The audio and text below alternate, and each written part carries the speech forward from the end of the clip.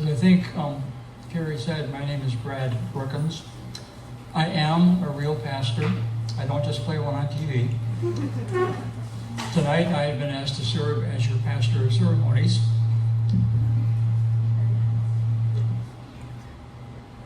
Thank you. My friends, while we gather here in the dark time of this day, and what is a profoundly darkening time for our country, we must be prepared to hold each other in compassion and care. Every evening the sun sets, every morning it rises again, but sometimes the night seems interminable, like the darkness will never end, like, as C.S. Lewis once wrote, a time of always winter, but never Christmas. Before we go any further in the service tonight, we want to give you an opportunity to pass by the casket and pay your respects to our beloved Uncle Sam before we continue with the service. So just come by as it's easy for you.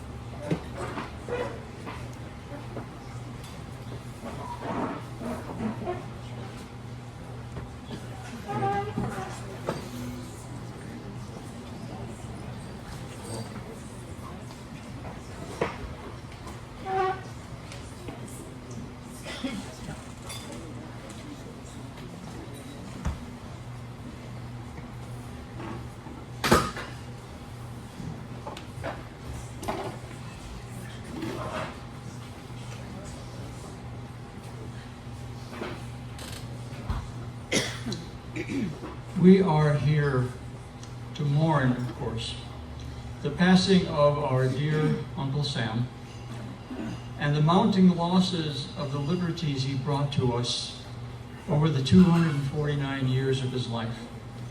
A much too short a life for a man of his constitution. But we are here as well to celebrate all that he was, all that he generously gave to friend and enemy alike. And we are gathered here to perhaps hope that though he has been taken from us, all may not yet be lost. So in just a minute, we will be hearing from several people who knew Uncle Sam well. They will share their own memories, their own losses, their own hopes. For my part, I know I seldom consciously appreciated the liberty we once had to speak our minds freely, to criticize and critique our politicians and our institutions, that in the hope that they might be made better. How will we learn to hold our tongues when for so long we have been free to speak our thoughts out loud? And I will remember the days when we were free to worship or not to worship, as we felt called to do. Will we now be forced underground, as people were in other times, as unenlightened as ours are becoming? I don't know. I don't look forward to that future, but I will never let go of what we had before, or give up the hope that we may yet return to those days, or even better days than those. First person we have to share memories with us tonight is Matt.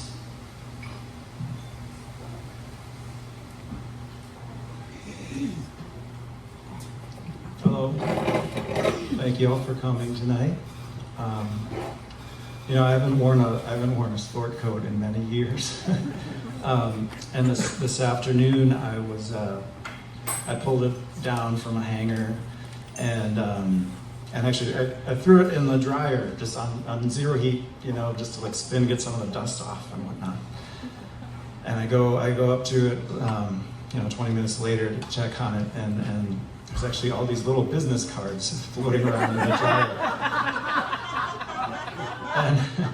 And they were business cards from when I worked for Uncle Sam. They said USA to Malawi. Lilongwe, Nico House was the building we worked in, and we did good things. We did really good things. We helped some of the poorest people in the world, and we worked very hard, and we did our very best. You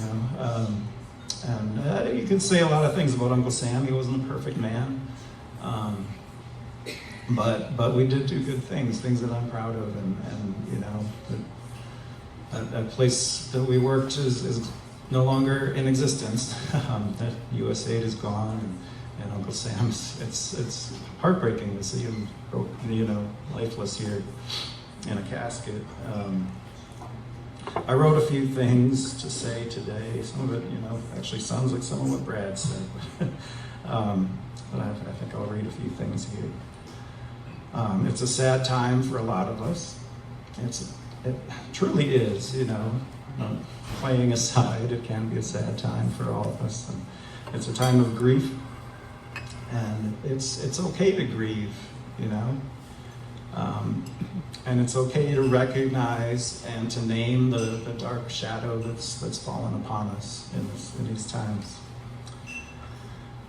And it is in that darkness and in that grief where I encourage you to look deep inside yourselves.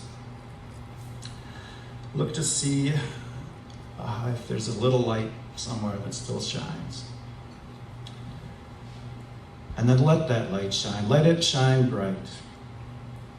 Though the body of democracy is cold here in front of us, your body is still filled with warmth, the warmth of life. Your body still breathes air. You can still sense what is good and what is beautiful. And you can still lead us. Democracy, if it were alive, would tell us that the world can change, that people can have a voice, if only they choose to use it. So let us honor that life not through despair, but through courage. Let us honor it by living with the same wild, foolish, beautiful belief that people can still shape a path for this world. Thank you.